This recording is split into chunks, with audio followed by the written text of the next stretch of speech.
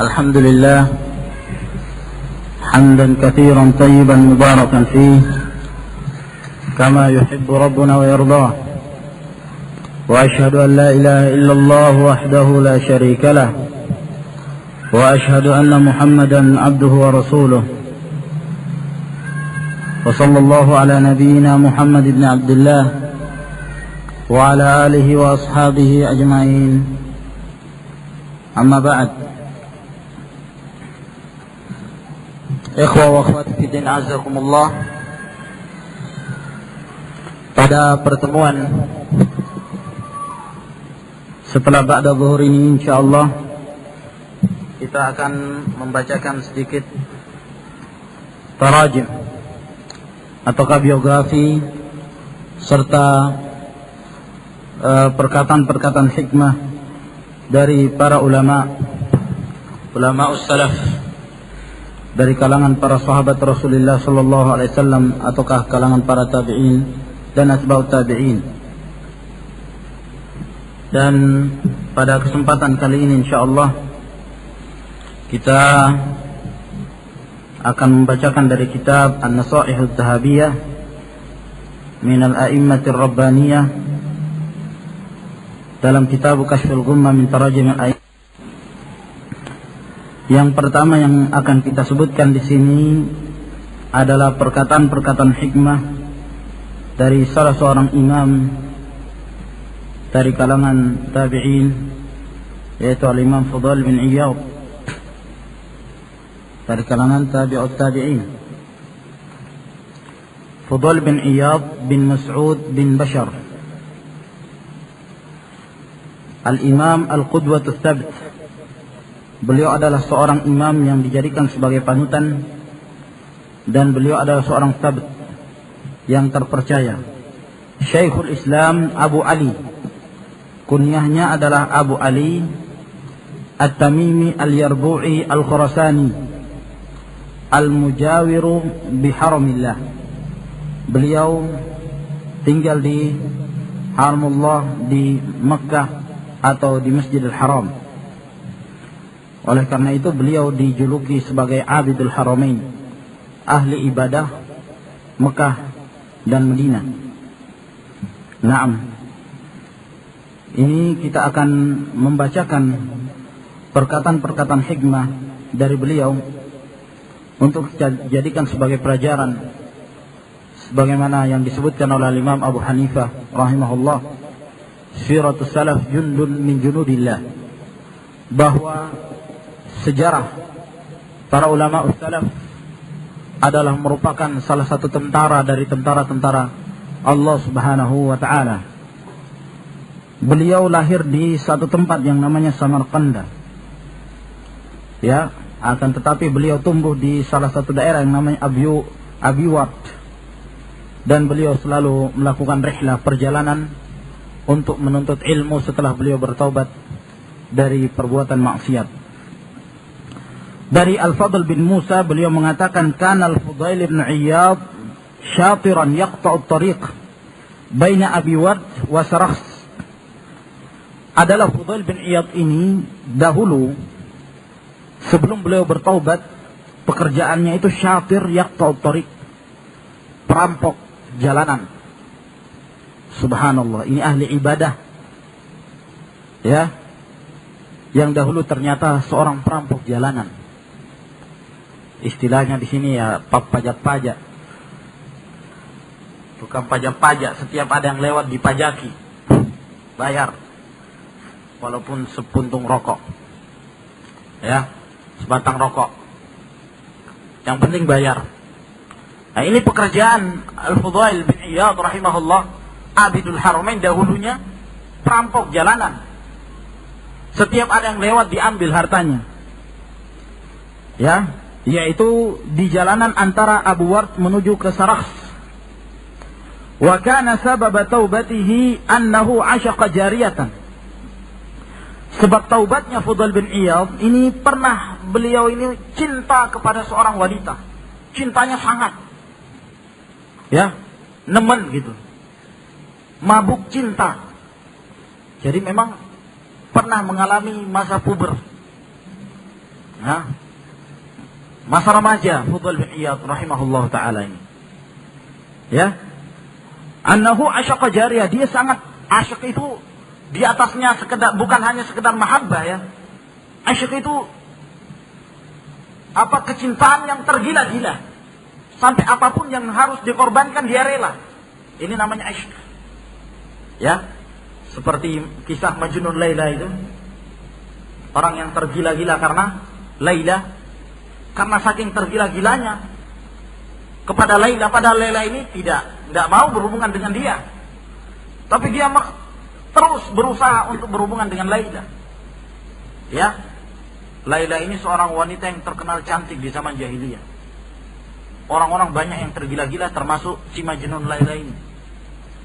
Orang tergila-gila karena Laila. Sampai dalam salah satu syairnya dia mengatakan, amurru ala diyari diyara Laila, uqabbilu dzal jidara wa dzal jidara, wa ma hubbul jidari syaghafna qalbi, walakin hubbu man sakana al jidara. Ya.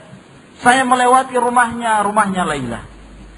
Saya mencium dinding-dinding rumahnya Laila. Bukan karena saya cinta kepada dinding-dinding rumahnya Laila, tapi saya cinta kepada yang tinggal di dalam dinding-dinding tersebut. Saking mabuk kepayangnya, dindingnya aja yang dianggap mulutnya Laila. Padahal nggak punya bibir, ya kan? Allah. Ini orang kalau mabuk kepayang seperti ini keadaannya, rela mati bersama. Seakan-akan dunia ini semua milik dia berdua. Ya, yang lain kontrak. Naam. Wallahul musta'an. Nah, ini Fudail bin Iyad rahimahullah pernah terkena penyakit seperti ini.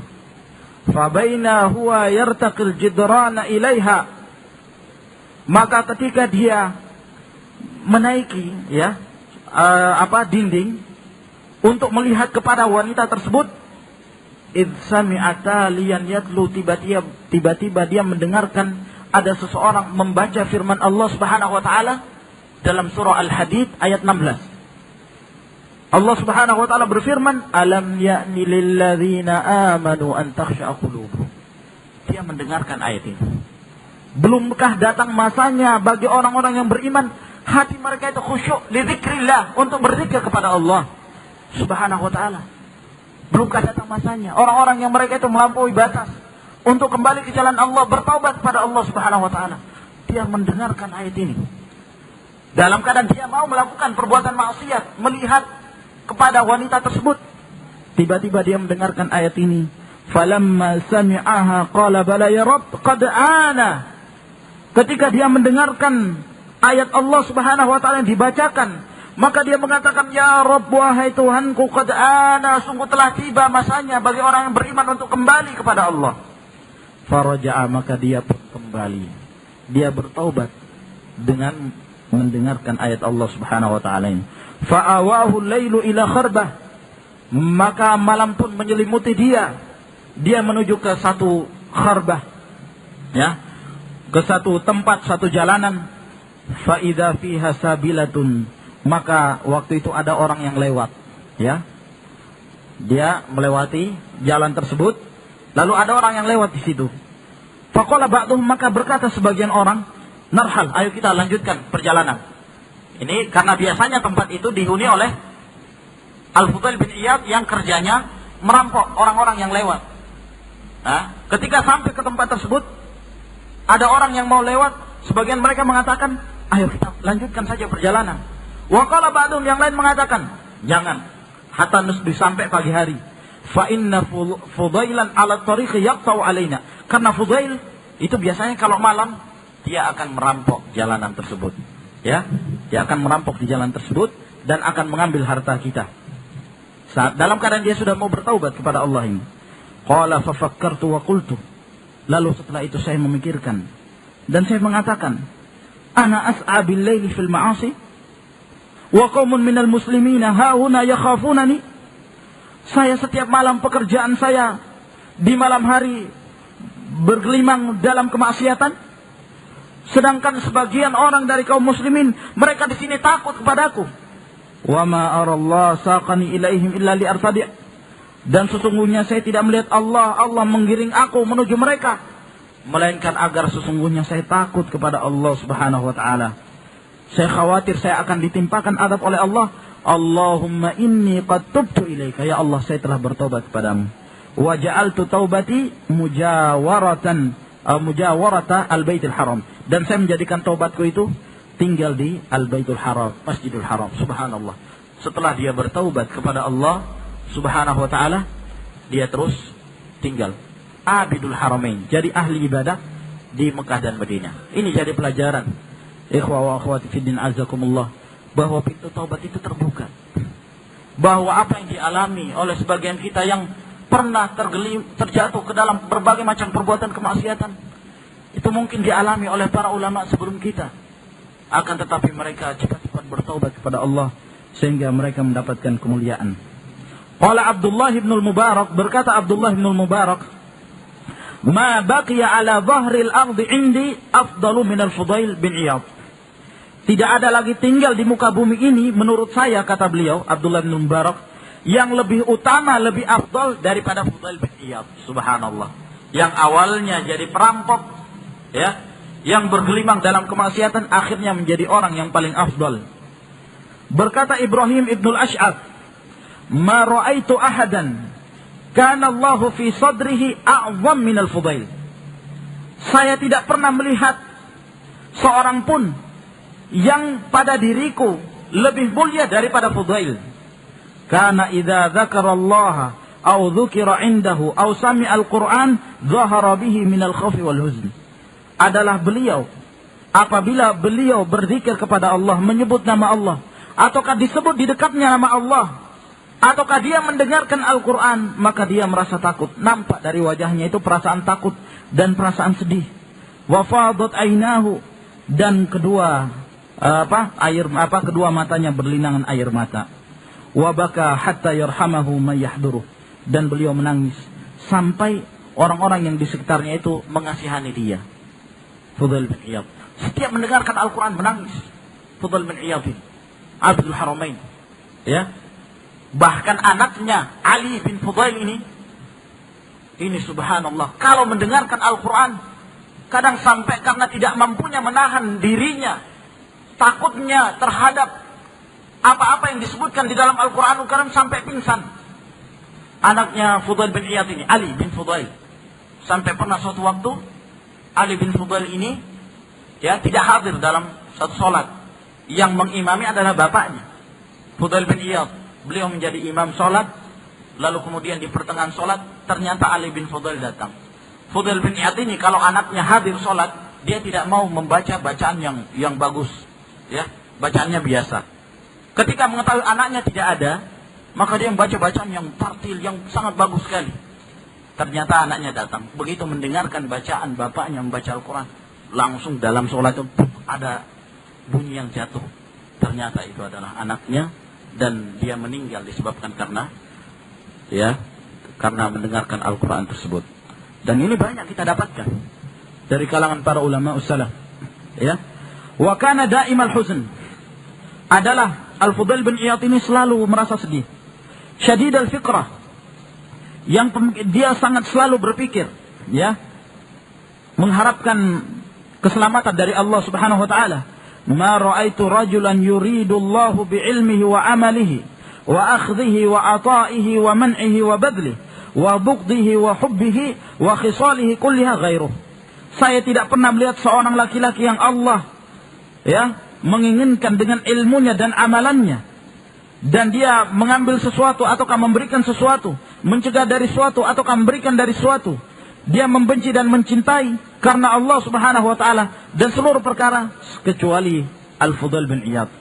Wa kunna idza kharajna ma'ahu fi janazatin la yazalu ya'idhu wa yudhakkiru wa yabki ka'annahu muwaddi'un ashabahu.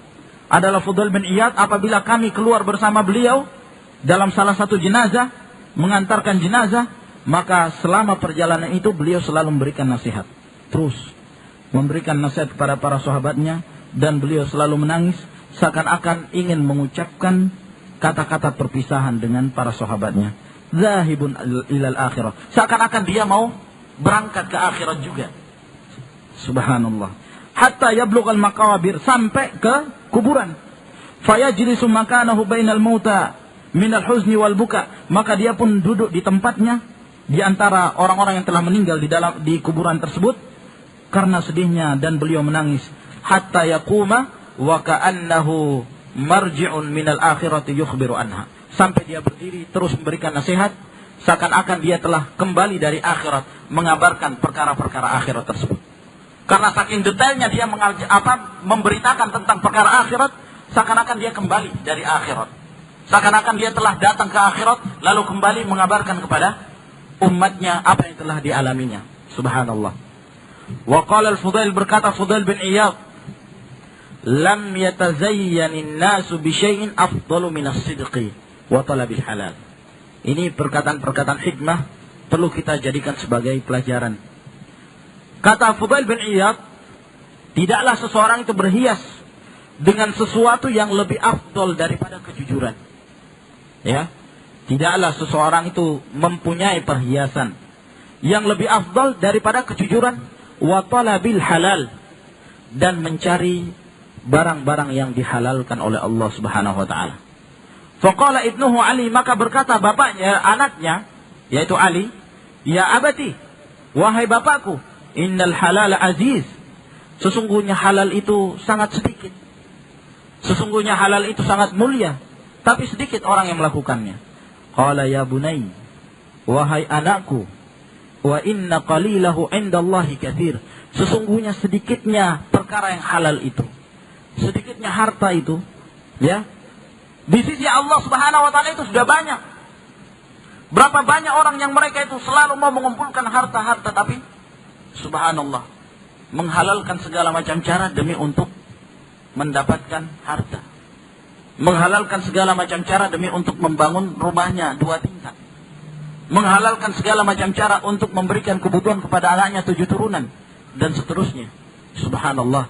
Kata Fudail bin Iyad, ya bunai, wahai anakku, wa inna qalilahu indallahi katsir, sesungguhnya sedikit harta yang kita miliki di sisi Allah itu terlalu banyak sudah. Ya, ini perkataan Fudail. Wa qala, dan beliau juga mengatakan, man khafallaha lam yadurruhu ahadun, barang siapa yang takutnya kepada Allah itu tidak akan dimudaratkan oleh seorang pun, oleh sesuatu apapun. Wa man khafa ghairallah lam yanfa'hu ahadun, barang siapa yang takutnya kepada selain Allah Subhanahu wa taala, maka sesuatu apapun tidak akan memberikan manfaat kepadanya. Pentingnya seorang takut hanya kepada Allah Subhanahu wa taala. Wa qala, dan beliau juga berkata, rahbatul abdi minallah ala qadri ilmihi billah. Nah, ini penting. Ketakutan seorang hamba dari Allah itu tergantung kadar ilmu, kadar pengetahuannya dia tentang Allah Subhanahu wa taala. Siapa yang lebih banyak mengenal Allah akan lebih besar rasa takutnya kepada Allah Subhanahu wa taala. Nah, memang demikian. Ketika kita tahu Allah itu punya ilmu, ilmunya maha luas. Ketika kita tahu Allah itu punya penglihatan yang penglihatannya maha luas, maka semakin memberikan rasa takut kepada kita bahwa Allah memperhatikan kita. Allah mengetahui segala apa yang kita ucapkan. Wa zahadatuhu ala qadri raghbatihi fil akhirah. Dan zuhudnya seseorang di dunia ini tergantung daripada kadar keinginannya dia dengan akhirat. Ya, semakin kuat keinginannya untuk mendapatkan akhirat, bahagia di akhirat, maka semakin dia menghinakan dunia. Semakin dia menjauhkan diri dari dunia. Nah, karena dia tidak ingin dunia, tapi yang diinginkan adalah akhirat. Man amila bima alima istaghna amma lam ya'lam. Barang siapa yang mengamalkan apa yang telah dia ketahui, apa yang telah dia ilmui, maka sudah cukup dari dia dari apa yang dia tidak ketahui. Artinya, apa yang dia ketahui dari ilmu itu walaupun sedikit, itu sudah cukup. Ya, dengan syarat kalau dia mengamalkan ilmu tersebut. Wa man amila bima alima, dan barang siapa yang mengamalkan apa yang telah dia ilmui, waffaqahu Allahu lima la ya'lam. Allah akan memberikan taufik kepadanya terhadap apa-apa yang dia tidak ketahui. Dahulu dia tidak ketahui, akhirnya jadi tahu. Naam. Wa man sa'a khuluquhu syana dinuh wa hasabuhu wa muru'atuh. Barang siapa yang jelek akhlaknya, maka agamanya akan ternodai. Ya, kehormatannya akan ternodai, dan demikian pula akan ternoda harga dirinya. Wa qala, dan beliau juga mengatakan, adzabun nas, manusia yang paling pendusta, al-aidu fi dzambihi, yaitu orang yang kembali pada dosanya. Dia dahulu sudah tinggalkan, lalu dia kembali lagi. Kemudian dia tinggalkan, kembali lagi. Ini kata beliau, adzabun nas, manusia yang paling pendusta. Naam, dia sudah bertobat, lalu kemudian dia lakukan lagi. Subhanallah. Semoga kita terpelihara dari amalan seperti ini. Wa ajhalun nas, manusia yang paling jahil, yang paling bodoh, yang paling tolol, al-mudillu bihasanatihi, orang yang suka menyebut-nyebut kebaikan dia. Ya, saya begini, saya begini. Ha anaza, sayalah ini. Saya pernah begini, semuanya ke saya. Ana. Nah, wa a'lamun nasi billahi akhwafuhum minhu. Manusia yang paling kenal Allah adalah yang paling takut. Siapa yang paling takut kepada Allah, dia berarti paling mengenal Allah Subhanahu wa taala.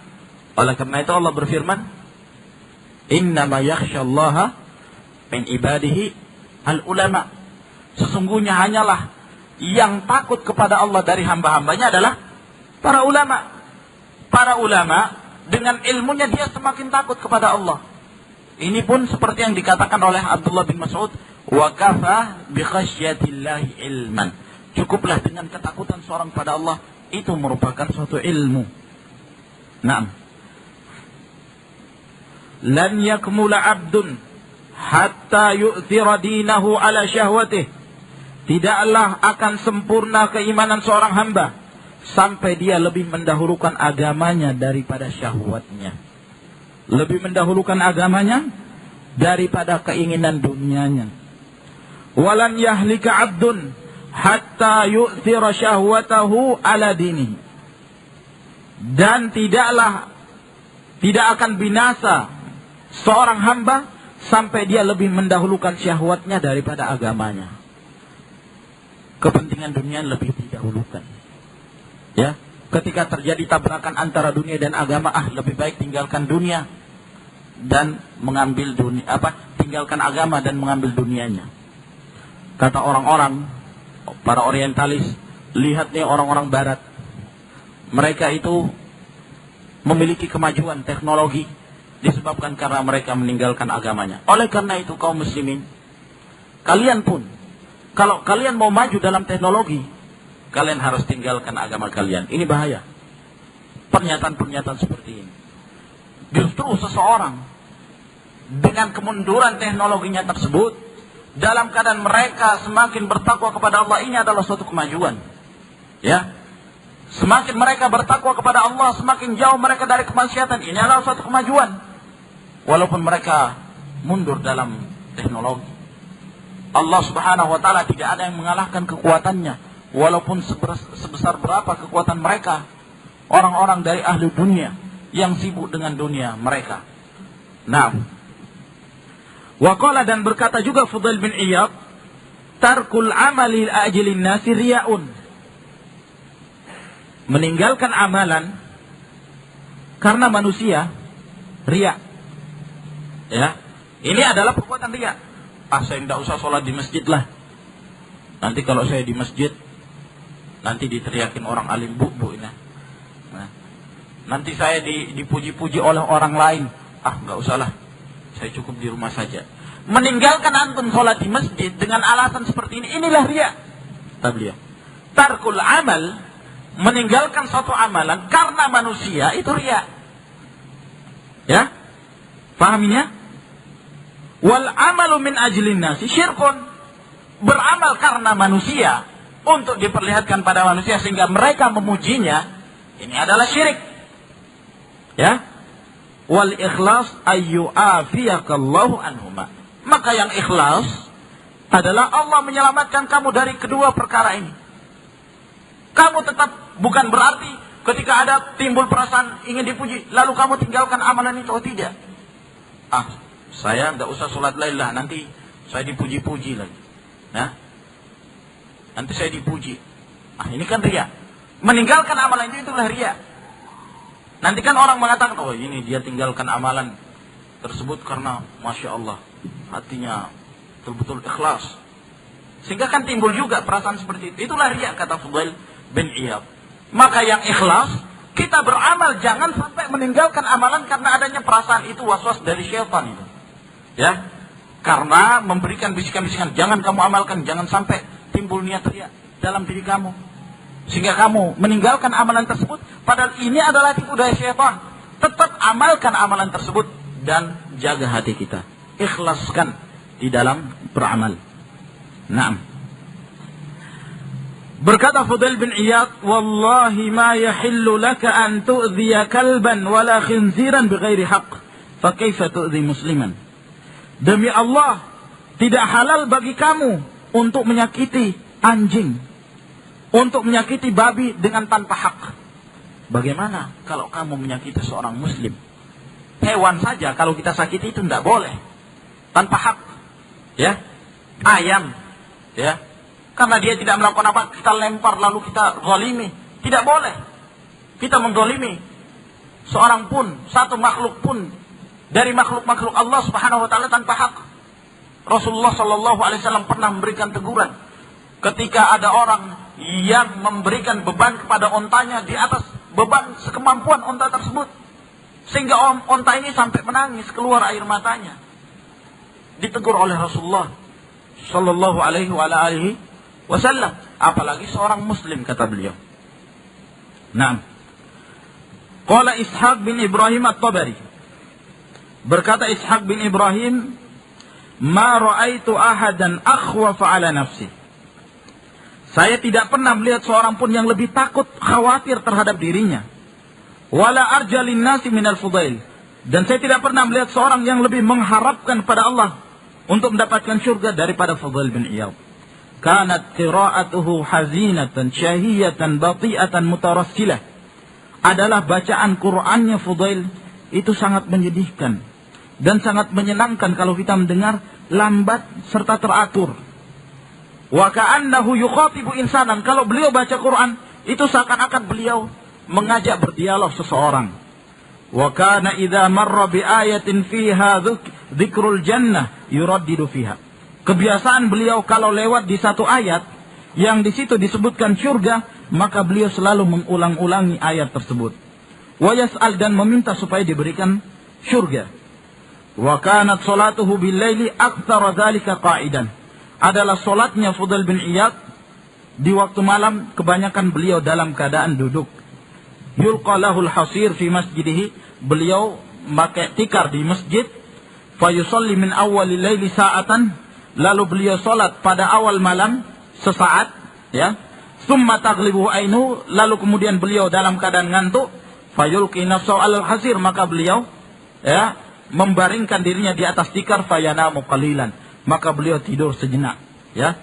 Setelah tidur, tsumma yaqumu, kemudian bangun lagi, salat lagi. Fa idza ghalabahu an-naumu nama. Kemudian apabila dia dikalahkan tidurnya, yakni dalam keadaan ngantuk, maka beliau tidur lagi. Tsumma yaqumu hakadha hatta yusbih. Kemudian salat lagi, tidur lagi, salat lagi. Demikianlah yang beliau lakukan sampai pagi hari. Wa kana da'buhu idza na'isa ayyanam. Dan adalah kebiasaan beliau kalau ngantuk, maka beliau tidur. Dan inilah yang diajarkan oleh Rasulullah sallallahu alaihi wasallam dalam hadis yang diriwayatkan oleh Bukhari dari hadis Aisyah. Kalau kalian tidak melakukan salat lalu dalam keadaan mengantuk, maka hendaklah kalian tidur. Naam. Ada hadis, idza ja'an nu'asu fa'akrimu. Kalau datang perasaan ngantuk itu, kayak sana ngantuk. Nah, ngantuk ya. Ada hadis, idza ja'an nu'asu fa'akrimu. Kalau datang ngantuk, maka muliakanlah ngantuk itu. Naam. Hadis tidak ada asalnya. Jangan sampai ini jadikan dalil bagi orang-orang ngantuk. Naam. Wa yuqal, dan juga dikatakan oleh beliau, asyaddul ibadati ma kana hakadha. Bahwa ibadah yang paling berat seperti ini keadaannya. Tidur, kemudian melawan ngantuk tersebut, sholat, kalau sudah betul ngantuk tidur lagi, bangun lagi, Masya Allah. Ini kebiasaan Al-Fudail bin Iyad rahimahullahu ta'ala. Saya kira insyaallah sampai di sini yang bisa kita bacakan.